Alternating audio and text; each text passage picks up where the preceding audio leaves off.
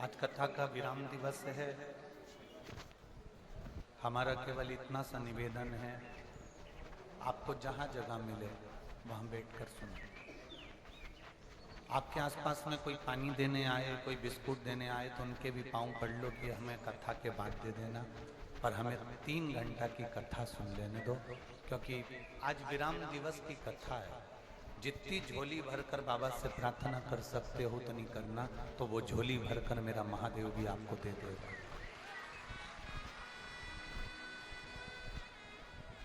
हम तो कथा कहेंगे, कथा कहकर 11 बजे विराम देकर चले जाएंगे, पर हमारा तो केवल एक विश्वास बाबा के चरणों में और आपसे विनती केवल इतनी है, आपके आसपास के लोग भी अगर उठ के इधर उधर जाएं तो उनके पांव पड़कर बिठा दो कि भैया आप 2 घंटे के लिए आप बैठ जाओ, हो गया जो होना था, घूमना फिरना सब हो गया। दिल से कथा को सुन लो। एक तो झारखंड में पहली बार तो मौका लगा और बाबा खुद कुबेर भंडारी चलकर आपको धन लुटाने के लिए आया है, और आप अगर वो खजाने को छोड़ दोगे तो फिर अपने हाथ खाली रखकर क्या एक सार्थकता सिद्ध कर।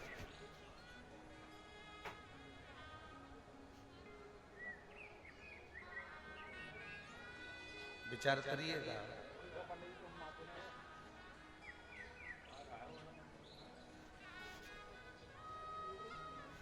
एक जिला लग जाता है जमशेदपुर, एक जिला लग जाता है सरायकेला।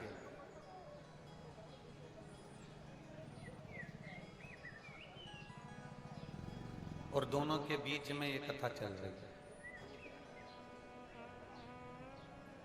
जमशेदपुर पुलिस प्रशासन भी इसमें खूब सहयोग कर रही है, और सरायकेला खरसावां की पुलिस भी इस पूरे आयोजन में भरपूर सहयोग कर रही है।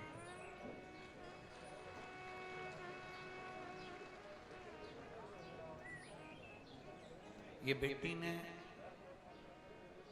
रंजीता वर्मा ने तो केवल इस बीड़े को उठाया था और अपनी एक समिति का गठन कर एक संस्था, एक समिति बनाकर इस आयोजन को आयोजित करने का प्रयास किया।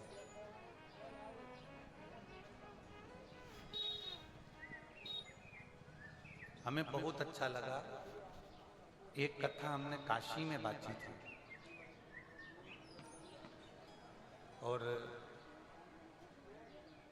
काशी में जब कथा करी थी तो वहां पर भी एक बेटी ही आगे आकर उस कथा का आयोजन करी और पूरी काशी ने उसको संभाला। आज रंजीता वर्मा बेटी ने इस कथा का आयोजन लेकर आयोजित कर और पूरी एक ग्रुप बनाकर, एक समिति, त्रिकालदर्शी समिति वगैरह बनाकर, उसको मैं जितने जजमान को जोड़ सकती थी उसको जोड़कर आज पूरे जमशेदपुर वालों ने और सरायकेला वालों ने मिलकर इस कथा का आयोजन संभाला।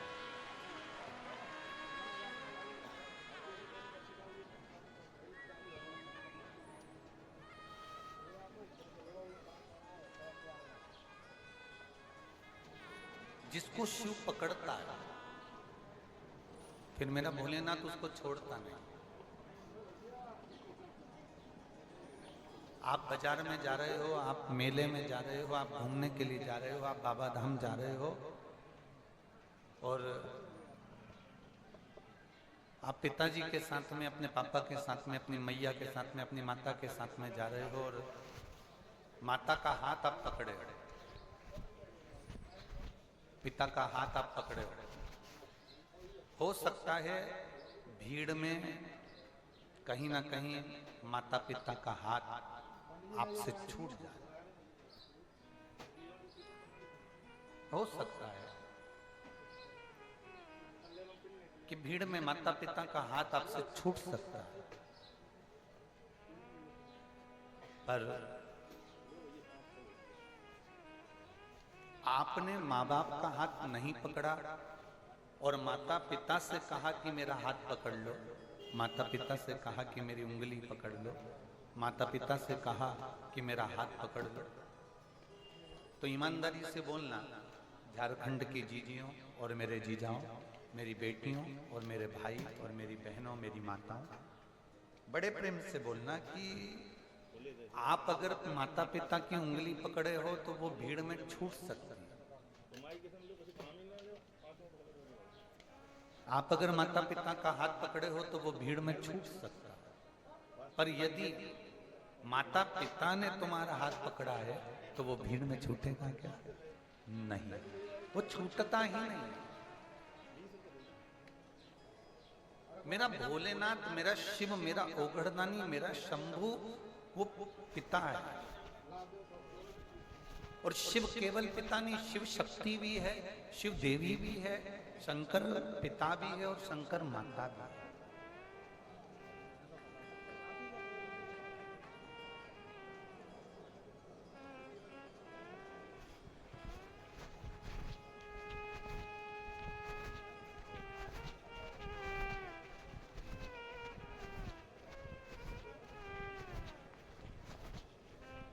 जैसे एक माँ चली जाए, एक माता के अगर प्राण चले जाते हैं तो पिता अपने बच्चे को पाल पोस कर बड़ा करता है, उसको तैयार करना, स्कूल भेजना, टिफिन बनाना, खुद का टिफिन बनाना, दुकान पर जाना, नौकरी पर जाना, सर्विस पर जाना और वापस आना, फिर बच्चे के लिए स्कूल जाना, उसको लेकर आना, बेटी को वापस लेकर। बेटी ने कहा पापा अब मुझे कोचिंग जाना पड़ेगा, अपनी दुकान की शटर नीचे गिरा देता है बाबुल पिता और चले गए। पापा आप मुझे क्या ट्यूशन पे लेने आ जाओगे? पिता अपनी दुकान की शटर नीचे गिराता है और अपनी बेटी को लेने चले जाता है। बेटा माँ को प्रिय होता है, पर बेटी अपने बाप को प्रिय होती है। अपने बाप,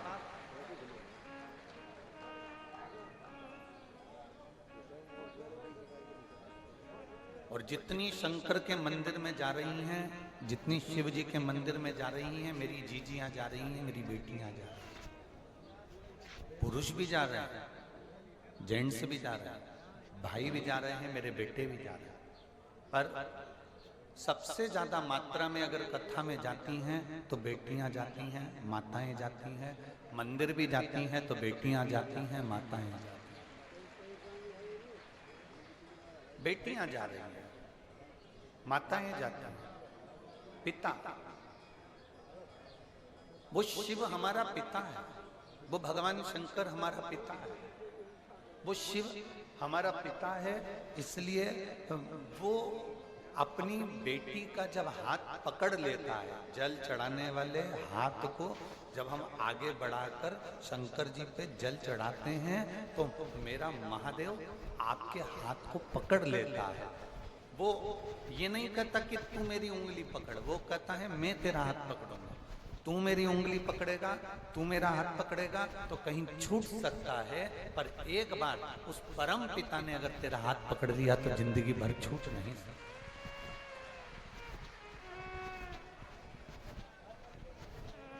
लोग कहते हैं कि बुरा वक्त आएगा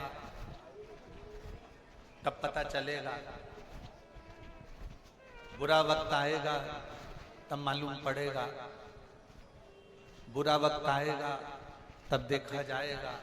शिव महापुराण की कथा कहती है जो शंकर भगवान पर एक लोटा जल रोज चढ़ाता है, शिव मंदिर में बुआरी झाड़ू लगाता है, शंकर के मंदिर में सफाई करता है, बेलपत्र चढ़ाता है, या शिव मंदिर में दीप दान करता है, दिया जलाता है, या पूजन करता है, या भूलवश भी शंकर के मंदिर को प्रणाम करके निकल जाता है, उसकी जिंदगी में कभी बुरा वक्त आता ही नहीं। बोल बम का नारा है। देखो ये मानव का शरीर है, ये मनुष्य का शरीर है, ये मानव की देह है। जैसे आप हो वैसे सीहोर वाला महाराज, और जैसा सीहोर वाला महाराज है वैसा ही संसार का हर आदमी, हर मनुष्य, हर पुरुष, हर स्त्री, पूरी वैसे। कोई अलग से, कोई संत, कोई साधु, कोई गुरुजन, कोई अलग से नहीं टपकता महाराज। माता के गर्भ से ही उसने भी जन्म लिया होता। जैसे आपने माता के गर्भ से जन्म लिया, वैसे हमने माता के गर्भ से जन्म लिया। जैसे आप बचपन में पाले पोसे गए, बड़े हो गए, वैसे हम भी पाले पोसे गए, बड़े हो गए। आप में और हम में कोई अंतर नहीं। आप और हम एक बराबर के हैं, एक बराबर। आप और हम में कोई अंतर नहीं। आपका पेट दुखता है तो हमारा भी पेट दुखता है, आपका सिर दुखता है तो हमारा भी सिर दुखता है, आपका हाथ दुखता है तो हमारा भी हाथ दुखता है। और आपने पढ़ाई करी तो हमने भी पढ़ाई करी। आप भोजन करते हो, हम भी भोजन करते हैं। आप में और हम में कोई अंतर नहीं। स्वास्थ्य सबका गड़बड़ होता है, सब बीमार होते हैं, सब ठीक होते हैं। और हमने पहले भी कथा में एक बात कही है कि जो डॉक्टर होते हैं वो शंकर का एक रूप होते हैं। इसलिए बीमार पड़ने के बाद हम सबसे पहले डॉक्टर के पास जाते हैं। वो शिव का एक स्वरूप है। और जब वो दवाई देते हैं तो हम उसको विश्वास कर कर, शंकर को समर्पित कर कर, कुंदकेश्वर महादेव का नाम लेकर उसको खाना प्रारंभ कर। इस व्यासपीठ ने आज तक आप लोगों को ये नहीं कहा कि आप डॉक्टर के पास मत जाओ, डॉक्टर का इलाज मत कराओ, जांच मत कराओ, ये नहीं कराओ, वो मत, आज तक नहीं बोला। इस व्यासपीठ ने केवल एक बात बोली कि डॉक्टर के पास जाओ, जांच कराओ, रिपोर्टें देखो, दवाइयां लो, और दवाइयां तुम्हारे शरीर में नहीं लगे तो कुंदकेश्वर महादेव का नाम लेकर खाओ। और इसके बाद में शिव जी का चढ़ा हुआ जल पियो, एक बेलपत्र खाओ, और जब बीमारी पे फिर जांच कराने जाओ तो श्री शिवाय नमस्तुभ्यं बोलकर एक बार जांच कराओ, वो जांच अच्छी आएगी। हम विश्वास करें हमारे महादेव।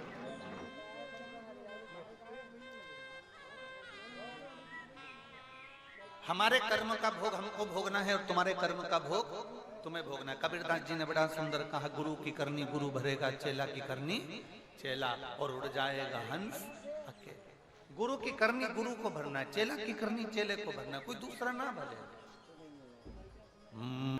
आप जितना दिल से उसको भजोगे, जितना हृदय से उसको पुकारोगे, वो उतना तुम्हारे करीब में आता चले जाए। उसको करीब में लाने का तरीका एक ही है, उसको हर पल हर घड़ी याद किया जाए। हर पल याद करो। एक पत्र आया है,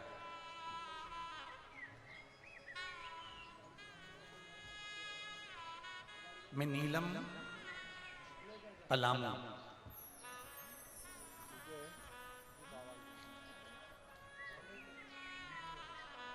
डाल्टनगंज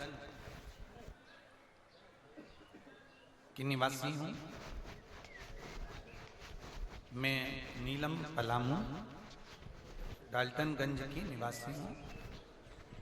कहीं बैठी हो तो हाथ हिला सकती हैं अगर कहीं बैठी हो। नीलम पलामू, मैं डाल्टनगंज की निवासी हूं। भोले बाबा का क्या गुणगान करूं गुरुदेव।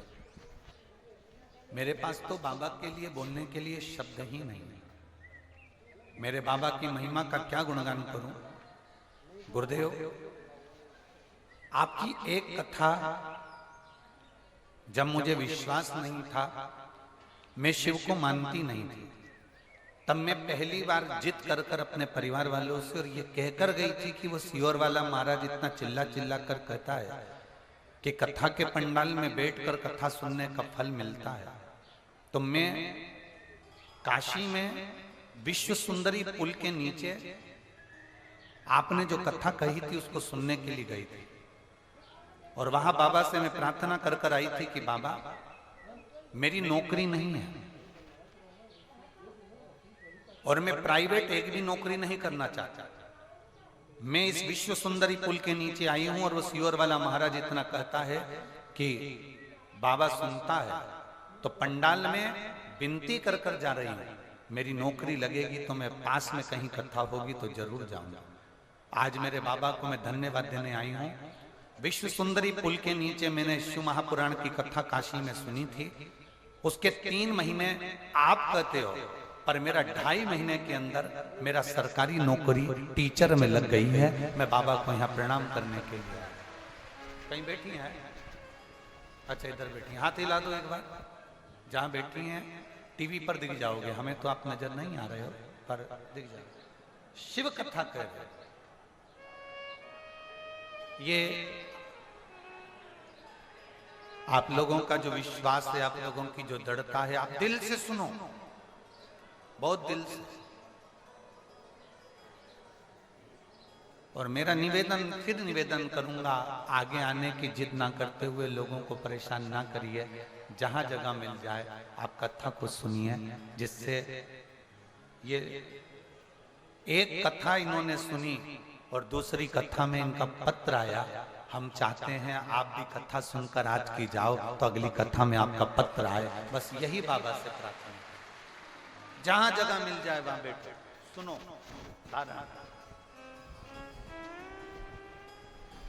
मान अपने को उंगली नहीं पकड़ना, अपने को महादेव का हाथ नहीं पकड़ना, महादेव को अपना हाथ पकड़ाना। शिव को अपना हाथ पकड़ा, महादेव को अपना हाथ पकड़ा। और जब एक कथा आती है, चंद्रवंशी हेहे वंश में, हेहे वंश चंद्रवंशी वंश में रत्नपुर के राजाओं का जन्म हुआ।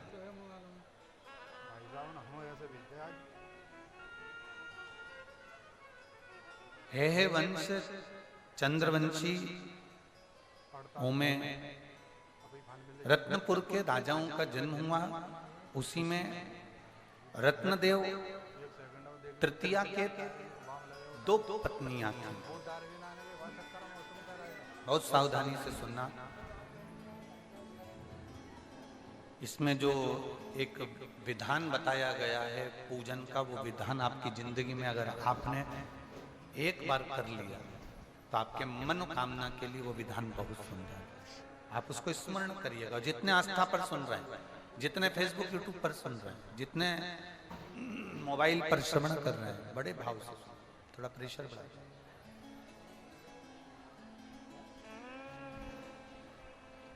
चंद्रवंशियों में हेहे वंश के अंतर्गत रत्नपुर के राजाओं में रत्नदेव तृतीया के 2 धर्मपत्नी थी।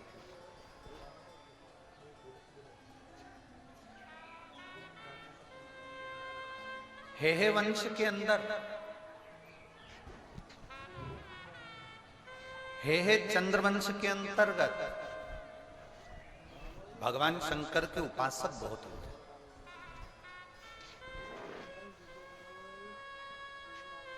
हेहे चंद्रवंश के अंतर्गत जैसे माता अहिल्या ने मंदिरों का निर्माण करवाया था, वैसे ही हेहे चंद्रवंश के अंतर्गत चंद्रवंशियों ने, हेहे वंशियों ने भी भगवान के कई मंदिरों का, शंकर मंदिरों का निर्माण करवाया था। ऐसे हेहे चंद्रवंशी रहे। उसी में रत्नदेव तृतीया की 2 धर्मपत्नी थी। एक का नाम था राला और दूसरी का नाम था पद्मा।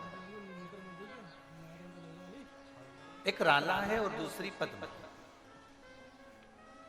राला और पद्मा। राला के 2 बेटे थे। एक का नाम था संप्रद और दूसरा का नाम था जीजा। एक का नाम संप्रद है और दूसरे का नाम है जीजा। राला के 2 बेटे हैं, संप्रद और जीजा। और पद्मा का एक बेटा है जिसका नाम था खड़गदेव। खड़गदेव जब राला के पुत्र बड़े हुए और पद्मा के पुत्र बड़े हुए, तो जो खड़गदेव था, उस खड़गदेव को राजपाट मिला, क्योंकि घर का सबसे बड़ा पुत्र जो था वो खड़गदेव। अब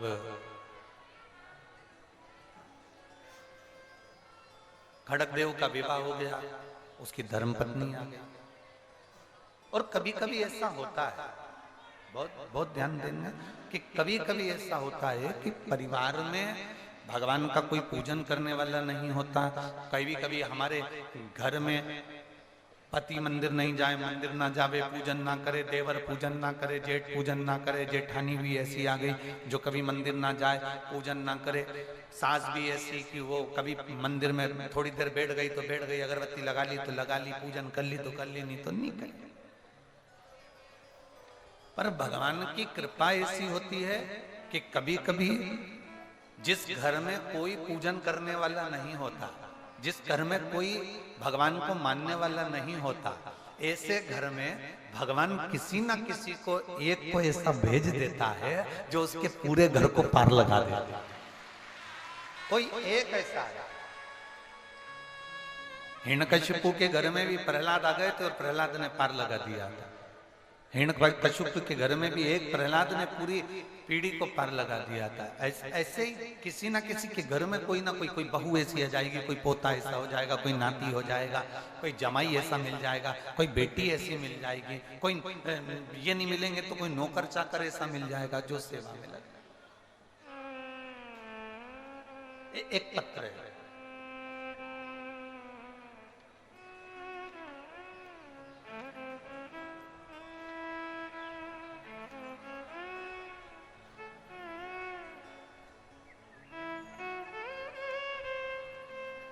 मेरा नाम भोला राम है।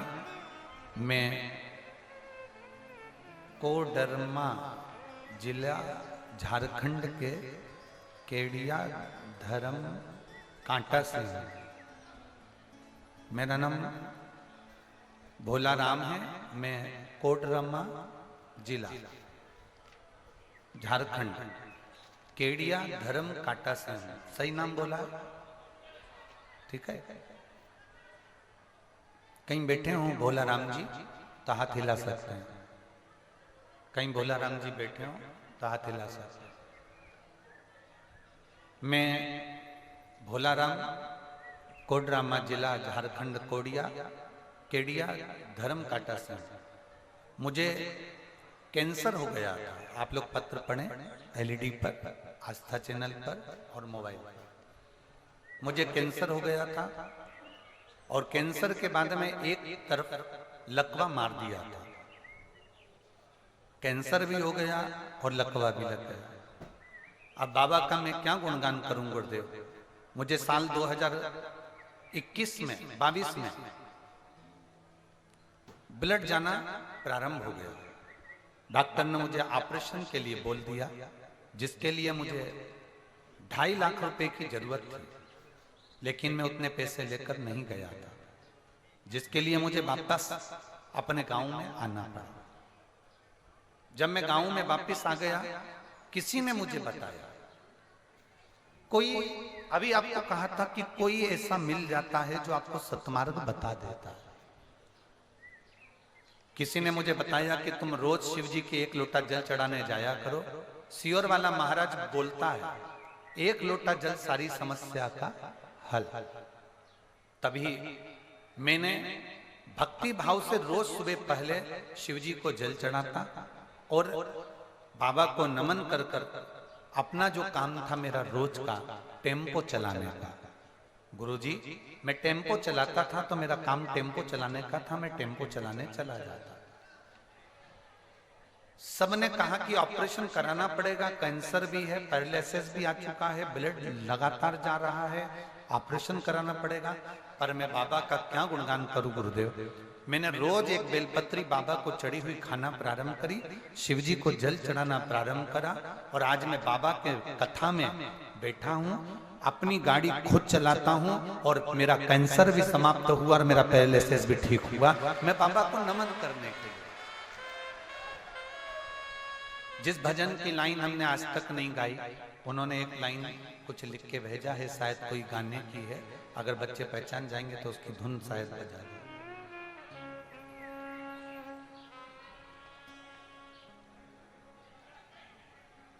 ये रिश्ता तेरा मेरा सबसे निराला, तू मेरा बाबा मैं तेरा लाला। रिश्ता तेरा मेरा सबसे निराला। ये शायद तू मेरा बाबा, मैं हूँ तेरा लाला, मैं हूँ तेरा लाला। तू मेरा बाबा, मैं हूँ तेरा लाला, मैं हूँ तेरा लाला।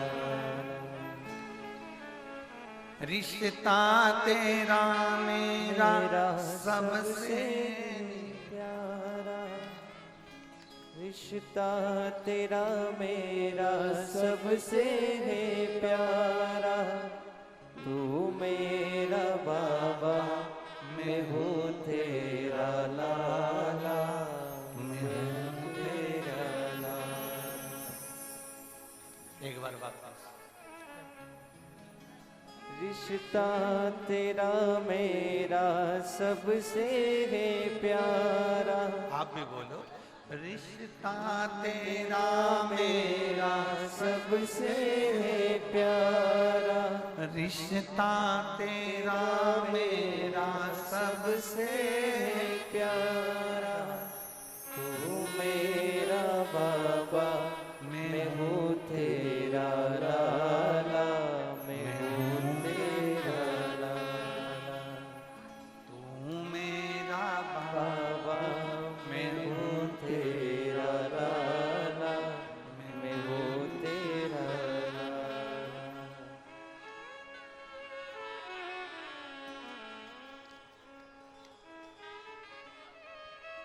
कहीं बैठे हो तो एक बेलपत्र लेने। श्री भोलाराम जी कोडरमा जिले झारखंड केडिया धर्म काटा से हैं। अगर कहीं बैठे हो तो आप आकर बेलपत्र लेकर जाइए। बहुत सुंदर आपने एक लाइन लिखी, उसके लिए बहुत बहुत साधुवाद। शिव तत्व बहुत बहुत। कथा का विराम। प्रेशर बढ़ाओ, प्रेशर कम कर रहे हो बार बार। आज बाबा से दिल से प्रार्थना करिए, दिल से बोलिए, बाबा दिल से सुनेंगे। कथा का विराम दिवस है, अपने मन की बात कहकर जाना है बाबा।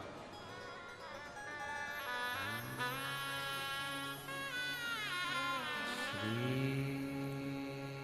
शिवाय नमस्तुभ्यं। श्री शिवाय नमस्तुभ्यं। श्री शिवाय नमस्तुभ्यं। श्री शिवाय नमस्तुभ्यं। भगवान शंकर का संवाद कर रहा है, भगवान देवाधिदेव महादेव का चरित्र कर रहा है।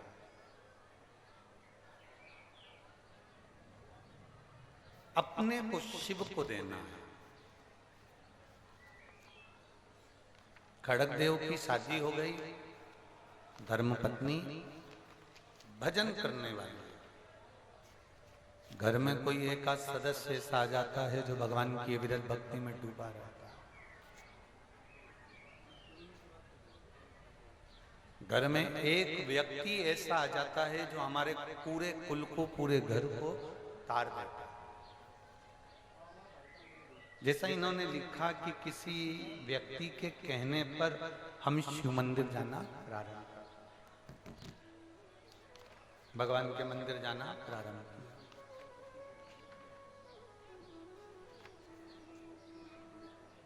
अब किसी ने कह तो दिया तुमको कि तुम ये कर लो, पर पहले अंदर विश्वास भी तो होना चाहिए। अगर भरोसा ही नहीं है और किसी ने कह भी दिया कि मंदिर चले जाओ, बेलपत्री चढ़ा दो, बेलपत्री में शहद लगाकर भगवान शंकर को समर्पित कर दो, अक्षत का दाना चढ़ा दो, या आप पारिजात का फूल चढ़ा दो, कनेर का फूल चढ़ा दो। किसी ने कह तो दिया, पर उस पर अमल करने से पहले तुम्हें भगवान पर विश्वास करना पड़ेगा, तुम्हें भगवान पर भरोसा रखना पड़ेगा। और जब तक विश्वास दृढ़ नहीं होता ना, तब तक कोई सुख का अनुभव नहीं होता।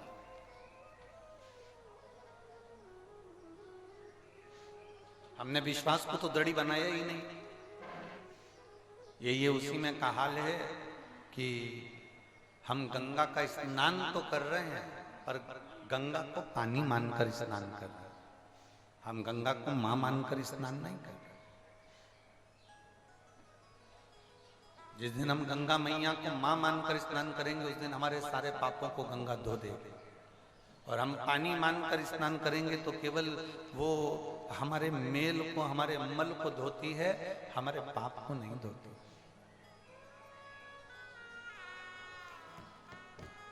वो हमारे पाप को नहीं धोएगी। और जिस दिन हमने उसको मां मान लिया, जिस दिन हमने कह दिया गंगा हमारी मां है, तो वो हमारे पाप को धो देगी।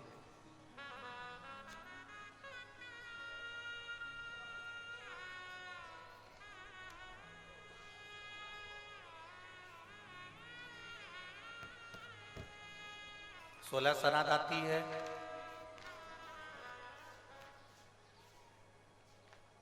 रोटी देने के लिए गौ माता को ढूंढते हो, जम के तो बोलो जरा। 16 श्राद्ध चली जाती है, गाय दरवाजे पे आती है तो डंडा लेके खड़े रहते। केवल 16 श्राद्ध के 16 दिन ही गौ माता है क्या केवल 16 श्राद्ध के 16 दिन ही गौ माता को हम रोटी दें क्या? 16 दिन श्राद्ध के आते हैं, हम कुत्ते को भी ढूंढते हैं और उसको भी रोटी देते हैं। 16 दिन श्राद्ध के आते हैं, हम कौवे को भी ढूंढते हैं और कौवे को भी रोटी देते हैं। मंदिर में जाते हैं, शिव मंदिर में तो हम नंदी की पूजन करते हैं। और जब हमारे यहाँ पर गायों का नंदी बड़ा होता चले जाता है तो हम उसको बाजार में बेच देते हैं, और वो बाजार में बिकता बिकता कसाई के हाथ में चला जाता है। कसाई के हाथ में नंदी जाता है और कटता है, और एक तरफ हम शंकर भगवान को जल चढ़ा रहे हैं और शिव जी की पूजन कर रहे हैं, और दूसरी तरफ नंदी कट रहा है, तो हमें पुण्य मिलेगा। प्रयास करो, गौ माता की भी रक्षा हमको करना है और उसके बेटे नंदी की भी रक्षा हमको करना है। गौ माता की रक्षा भी हम करें और नंदी की रक्षा भी हम करें। एक तरफ हम नंदी के कानों में कहते हैं कि नंदीश्वर भगवान शंकर से हमारी ये मन की बात कहना, नंदीश्वर हम तुम्हें जल चढ़ा रहे हैं, नंदीश्वर हम तुम्हारी पूजन कर रहे हैं, उसको शिव मानना।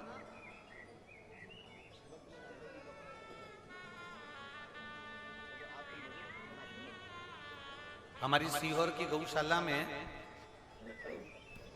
गायों के बहुत सारे, हमारे यहाँ बछड़ी तो कम होती है, बछिया कम होती है और बछड़ा ज्यादा होता है, तो नंदी बहुत सारे हो गए। अब दूसरे गांव के लोग आते हैं, वो कहते हैं साहब हमको वो नंदी दे दीजिए हमको। हम जानते हैं वो जब तक नंदी को लेकर जा रहे हैं तो वो काम करेंगे, तब तक उस नंदी को रखेंगे, पर उसके बाद उस नंदी को कहीं ना कहीं बेच देंगे।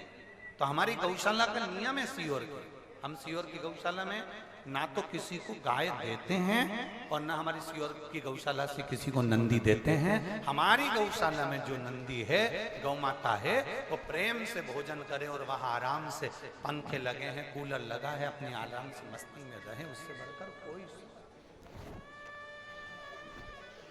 और ये आनंद की अनुभूति, आनंद की करो सेवा।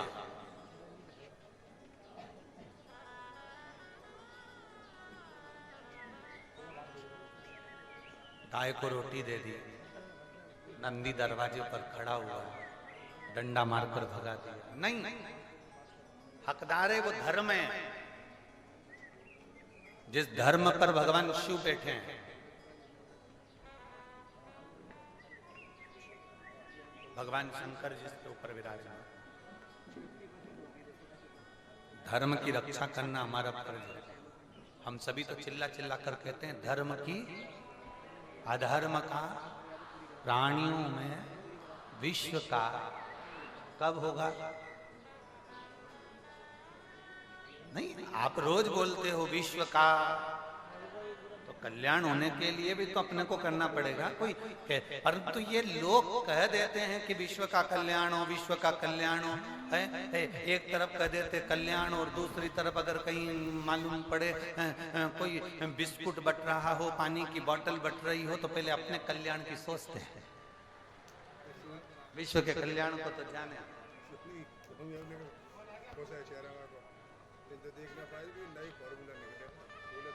सबके पास में पानी की बोतल रखी है, सबके पास में खाने का सामान बैग में रखा है, उसके बाद भी जैसे ही पानी की बोतल आई और आवाज लगा कर क्या कह रहे हैं, विश्व का। अरे उस पानी वाले से कहो ये इसके अंदर पानी मत दे, उसके अंदर भी पानी मत दे, जो धूप में बैठा है 3 घंटे से उसको पानी दे, तो विश्व का कल्याण।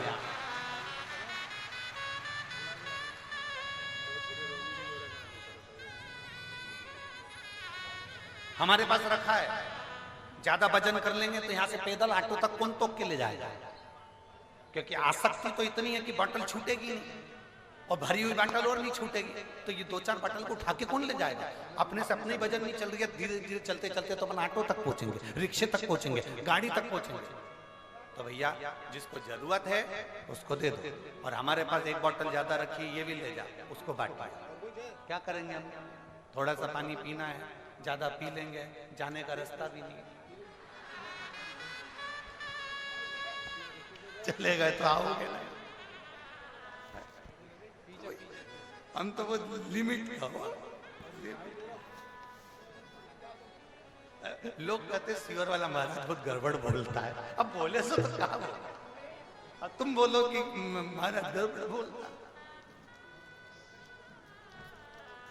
आन दो आन दो आन दो, फिर जान दो जान दो जान दो, शंभू शंभू।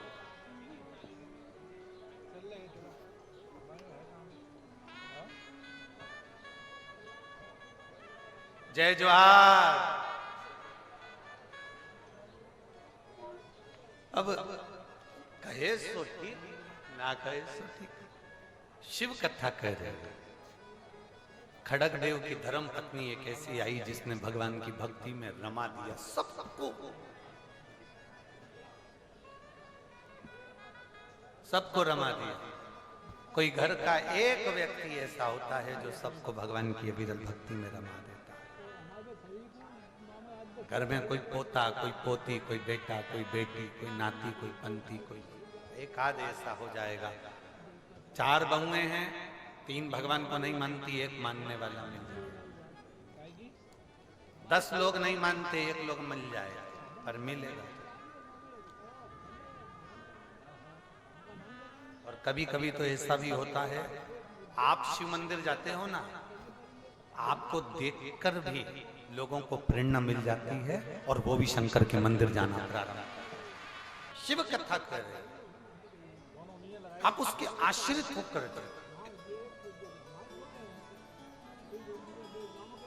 कल एक बहन कह रही थी, गुरुजी हम बहुत छोटे हैं, हमारा बहुत मन है कथा करवाने, हम कथा करवा सकते हैं क्या? हमने कहा कितने छोटे हो? वो बोली कि हम बहुत छोटे हैं, हम कथा करवा सकते हैं क्या? हमने कहा कितने छोटे हो? गुरुजी हमारे पास में कुछ भी नहीं, हम बहुत छोटे। हमने पूछा कितने छोटे हो, वो तो बताओ पहले कि तुम छोटे कितने हो। ये गलत फहमी है दुनिया के लोगों की कि वो अपने आप को छोटा समझते हैं। अपनी माँ से पूछना जिसने तुम्हें गोदी में रखा, अपने माता पिता से पूछना जिसने तुमको पाल पोस कर बड़ा करा। तुम दुनिया की निगाह में अपने आप को छोटा समझ सकते हो, पर माता पिता की निगाह में तो तुम राजकुमार ही हो। हर पल हर घड़ी माँ बाप एक ही बात बोलते हैं, मेरा राजकुमार आ गया, मेरा राजा बेटा आ गया, मेरा राजा बेटा, मेरा राजा बेटा, मेरा राजा बेटा। भले वो कैसा भी हो, पर है तो राजा बेटा। माता पिता अपने बच्चे को शुरू से ही कहते हैं मेरा राजा बेटा है। मतलब आपको ये सीख लेना चाहिए कि आप दुनिया में छोटे नहीं हो, आप दुनिया में राजा बेटा हो, बड़े हो। छोटा क्यों बनते हो? आप अपनी बुद्धि से छोटे बन रहे हो, आप अपने विचारों से छोटे बन रहे हो। आप जरा जरा सी बात में कह देते हो हम तो छोटी, हम छोटे, हम छोटे। काहे को छोटे? ना हमारी जाति छोटी है, ना हम छोटे हैं, ना हमारा धर्म छोटा है, ना हम साधारण है। हम तो बहुत उच्च हैं और हमारे बराबर कोई नहीं हो सकता। अपने आप को तुम राजा बेटा हो, राजकुमार। छोटे क्यों समझ? पानी की बूंद कितनी छोटी होती है? जम के बोलो जरा। एक छोटी सी बूंद, छोटी सी बूंद, एक बारिश की बूंद बहुत छोटी होती है, पर वही बारिश की बूंद लगातार बरसती रहे, बरसती रहे, बरसती रहे तो सुनामी ला देती है। वो बारिश की बूंद हो तो एक बारिश की बूंद छोटी होती है, पर लगातार बरसेगी तो सुनामी ला सकती है। वो दम है तुम में, वो बल है तुम में। अपने आप को छोटा कभी मत समझना कि मैं छोटा हूं। काहे का छोटा? अपनी दृष्टि में कभी मत कहो वो बहुत बड़ा है, बहुत ऊंचा है, बहुत विद्वान है, बहुत प्रबल है। ना ना ना, अपने से ज्यादा कोई विद्वान नहीं, अपन से ज्यादा कोई बड़ा नहीं। अपन अपने आप में, जैसे माँ बाप ने तुमको राजकुमार रखा है, जैसे माँ बाप ने तुम्हें राजा बेटा रखा है, वैसे तुम अपने आप में सोचो कि आप कम नहीं हो। तुम भोलेनाथ की औलाद हो तो तुम किसी से कम नहीं। तुम भोलेनाथ की औलाद हो, तुम शंकर की औलाद हो, जो मृत्यु लोक में जन्म लेता है। अगर तुम ब्रह्म लोक में जन्म लेते तो ब्रह्मा की औलाद कहलाते। आप अगर बैकुंठ में जन्म लेते तो भगवान विष्णु की औलाद कहलाते। आप इंद्र लोक में जन्म लेते तो भगवान देवराज इंद्र की औलाद कहलाते। पर जो पृथ्वी पर जन्म लेता है, पृथ्वी किसकी है? देवाधिदेव महादेव की। शंकर कहाँ रहते हैं? कैलाश। कैलाश कहाँ पर है? पृथ्वी पर। तो पृथ्वी के देवाधिदेव महादेव हैं। अगर जो बैकुंठ में जन्म ले तो बैकुंठ उनके पिता वहां कहलाते हैं। ब्रह्मा के ब्रह्मलोक में जन्म लेते तो आप ब्रह्मलोक के कहलाते। पर मृत्यु लोक में जन्म लेते हो तो तुम महादेव की औलाद हो, शंकर की औलाद हो। इसलिए शंकर की औलाद होने के कारण तुम्हारा नाम सनातनी पड़ा। सनातन धर्म से जुड़े रहे तुम, और सनातनी तुम्हारा नाम पड़ा क्योंकि तुम इस सनातन धर्म में शंकर की पुत्र हो, शंकर की औलाद हो। तुम साधारण नहीं हो।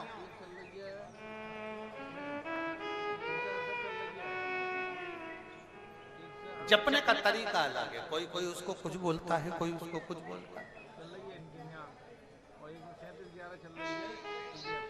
कई लोग उसको बूढ़ा देव कहते हैं। कई आदिवासी लोग भगवान शंकर को बूढ़ा देव देखकर बोलकर पूछते हैं। कोई महादेव कहकर पूछता है, कोई कुछ कहकर पूछता है। संसार में ऐसा कोई व्यक्ति नहीं जन्मा जिसने शंकर की पूजन नहीं करी, आराधना नहीं करी। भगवान राम को भी पृथ्वी पर आना पड़ा तो शिव की पूजन करना पड़ी। भगवान कृष्ण को भी पृथ्वी पर आना पड़ा तो शंकर की पूजन करना पड़ी। भगवान दत्त को भी अगर पृथ्वी पर आना पड़ा तो शिव की पूजन करना पड़ी। नरसिंह भगवान भी प्रकट हुए तो शंकर की आराधना करना पड़ी। ऐसा कोई अवतार नहीं हुआ जिसमें शिव की आराधना नहीं हुई। परशुराम अवतार लिया तो शिव की आराधना करी है। ऐसा कोई अवतार नहीं भगवान का जिन्होंने शंकर की आराधना नहीं करी।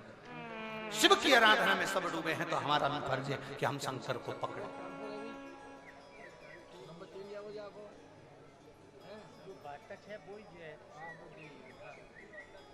ये तो अभी अभी का फैशन आ गया कि हड्डी का डॉक्टर अलग होता है, आंख का डॉक्टर अलग होता है, दांत का डॉक्टर अलग होता है, रीढ़ की हड्डी का अलग होगा, फेफड़े का अलग होगा।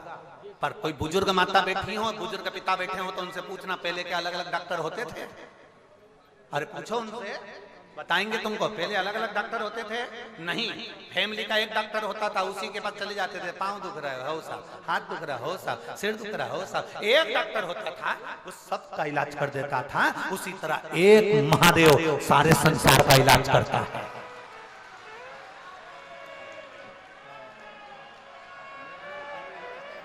एक महादेव सारे संसार का इलाज करता है। उसको महामृत्युंजय कहा जाता है, उसको शिव कहा जाता है।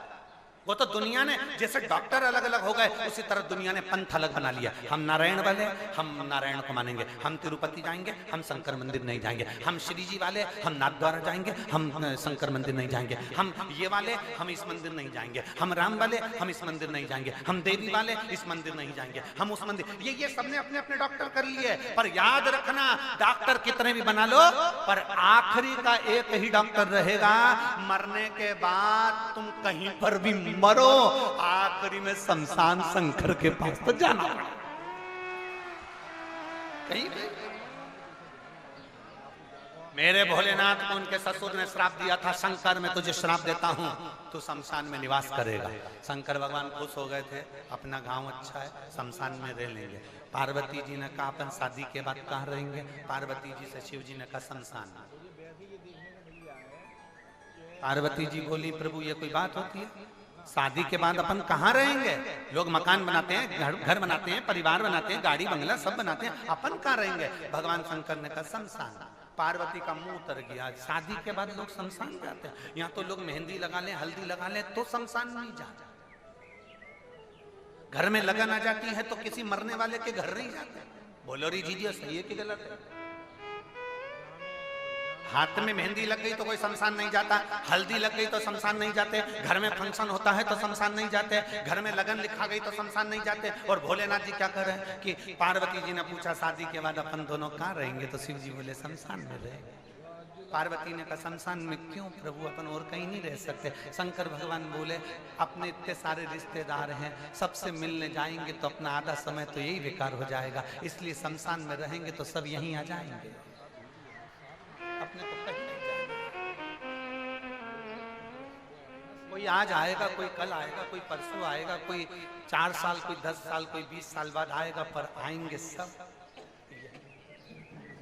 इसलिए क्या किसको रोइए, चादर तान के अलमस्त होकर रहे, अलमस्त की जिंदगी जी। एक खड़ग देव की धर्म पत्नी एक अकेली ने बड़ा बड़ा भगवत भजन किया और सबको भक्ति में लगा दिया।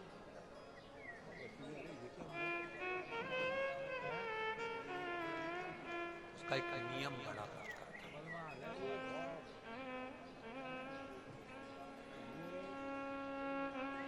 हे वंश चंद्रवंशी राजाओं में राजा खड़ग देव की धर्म पत्नी ने एक नियम ले लिया, मैं शिव की आराधना करती हूँ, शंकर का गुणगान करती हूँ, शंकर का पूजन करती हूँ, पर आज तक मुझे शंकर का दर्शन नहीं हुआ, आज तक मुझे शिव का दर्शन नहीं हुआ, आज तक मुझे भोलेनाथ जी का दर्शन नहीं हुआ, मुझे शिव का दर्शन नहीं हुआ, मुझे शंकर का दर्शन।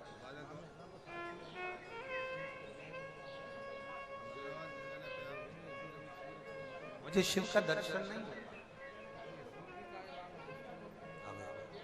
शिव का दर्शन नहीं, शंकर का दर्शन नहीं। समझ ली, मन में एक बात ठान ली, मन में एक बात ठानी और खड़ग देव की पत्नी ने विचार कर लिया कि अब मुझे शिव का दर्शन तो करना है चाहे कुछ भी हो। जिस दिन व्यक्ति ठान लेता है कि मेरा बाबा जरूर कुछ कृपा करेगा तो वो कृपा करता ही है, कृपा करता ही है, ये निश्चित। एक पत्र है,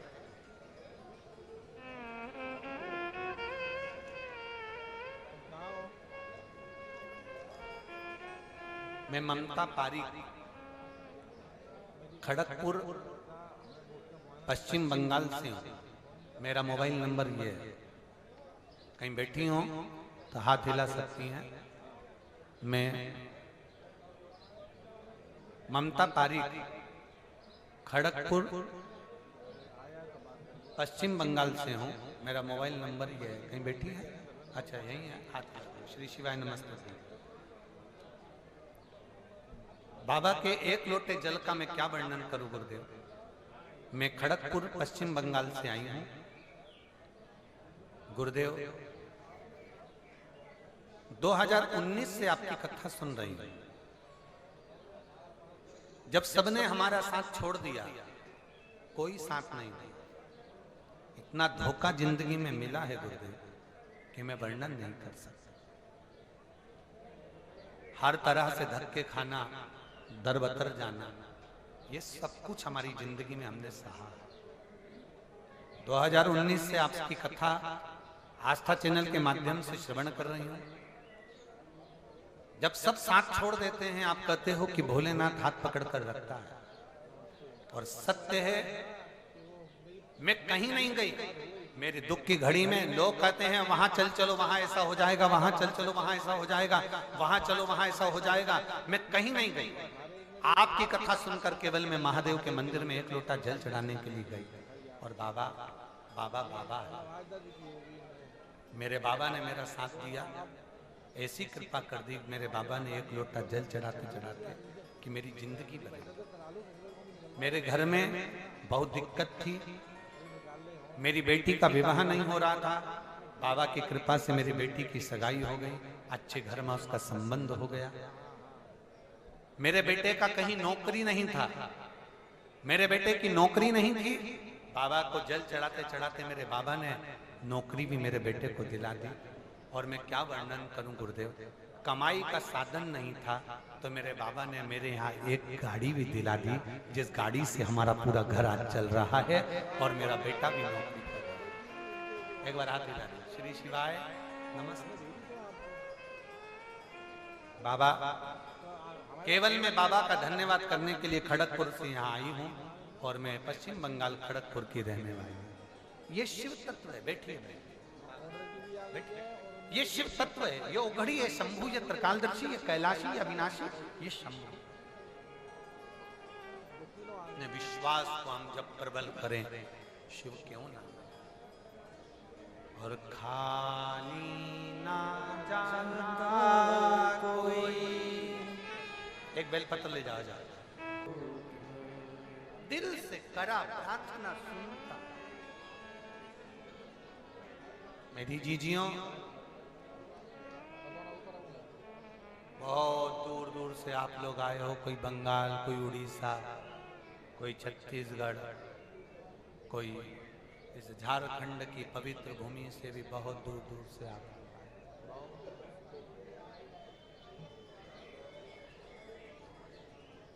बाबा से आज ऐसी प्रार्थना कर कर जाना। बाबा, जितना बारिश की बूंद में दम होता है, उतना दम हमारी जिंदगी में देना कि हम भी एक बार शिव पुराण की कथा करवा सकें। छत्तीसगढ़, महाराष्ट्र, राजस्थान, उत्तर प्रदेश, पंजाब, हरियाणा, जम्मू कश्मीर, तो ये कथा होती रही। पर अब हमारे झारखंड में भी कथा बंद नहीं होना चाहिए। ये कथा झारखंड के एक एक क्षेत्र में होना चाहिए। झारखंड के एक एक क्षेत्र में होना चाहिए। आप अकेले पानी की बूंद हो, अकेले नहीं कर सकते। 10 पानी की बूंद को जोड़ो, तब तो नदी का बहाव बनेगा, तब तो कर सकते हो। बाबा, हमें ऐसी कृपा करना कि हम सब मिलकर भगवान शिव की अविरत कथा करें। छोटे नहीं हम, अपने आप को हमें छोटा नहीं समझना है, अपने आप को हमको साधारण नहीं समझना है, अपने आप को हमें बहुत छोटा नहीं। माता पिता की दृष्टि में जैसे तुम राजकुमार हो, माता पिता की दृष्टि में जैसे राजा बेटा हो, वैसे ही राजकुमार, वैसे ही राजा बेटा तुम्हें वैसे।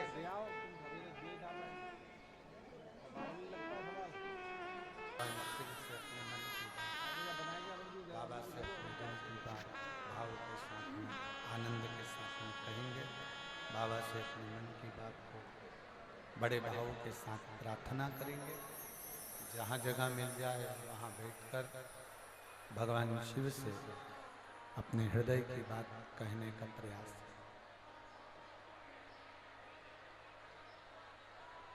जहाँ जगह मिले वहाँ बैठकर भगवान शिव से अपने मन की बात भाव के साथ कहिए, दिल से। कार्यकर्ता हूं वो भी बैठकर बोलेंगे, जहां जगह मिले वहां बैठकर बोलिए। आज कथा का पांचवा दिन है। 5 दिन की कथा इस पवित्र काजू बागान में डोबा क्षेत्र में चल रही थी। दिल से आप और हम प्रार्थना करें।